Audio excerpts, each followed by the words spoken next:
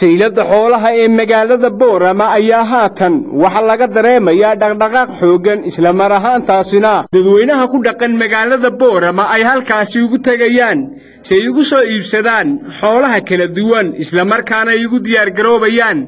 maalinta Ciidul Adxada oo muddo kooban ay naga xigto dadweyne aad u tiro badan ayaa iyagu isugu soo biyashubtay saylada xoolaha ee magaalada Boorama halkaas oo qof kasta uu doonayo inuu ka soo iibsado neef ariya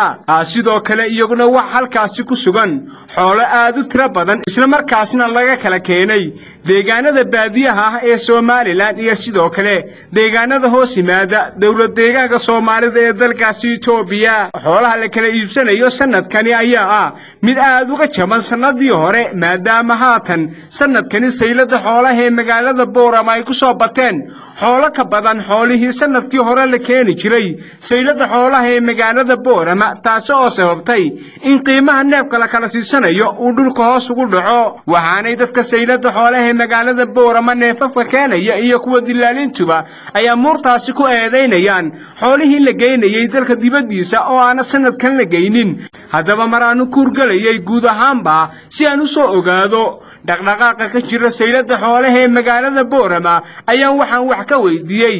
bal sida ay u arkaan dadka iyagu goobtaasi ku sugan waa dadka iyagu xoolaha iibsanaya kuwa dilaalinta iyo sidoo kale dadka iyagu xoolaha ka keenaya deegaanada baadiyaha kuwaas oo dhamaantood bay iga waramay dhaqdhaqaaqa saylada xoolaha aad iyo aad buu moogtay iyadu ka yeelaa dhulka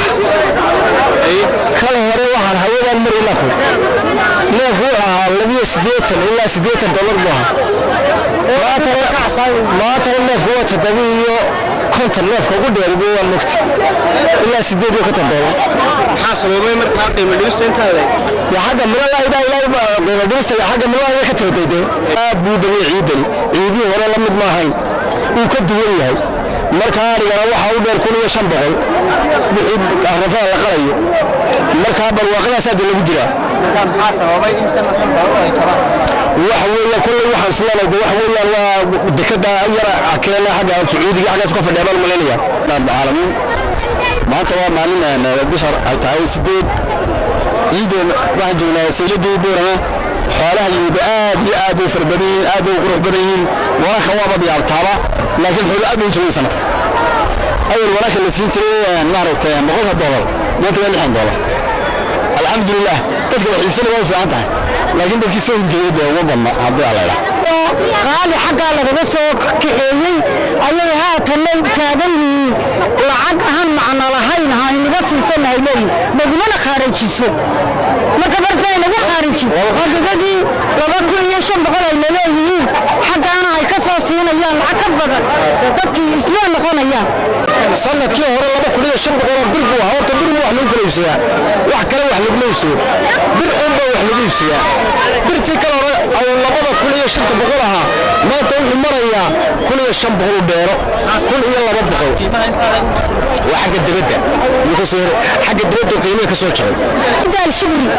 samad garan waxa weeyaan xoolaha waa nimo way noo dhasheen waa la soo iib keenay jannadaas la iska guranaya waa laga raystay qaaligii dhulkii loo dhoofinayo dadkani baahida dhibaatada ay neefka goosan kare waa laga raystay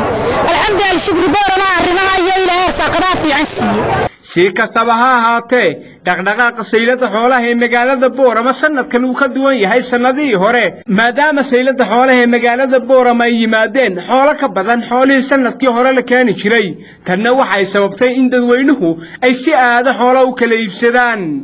waa nuuxkeediya telefishinka caalamiga Star magaalada Boorama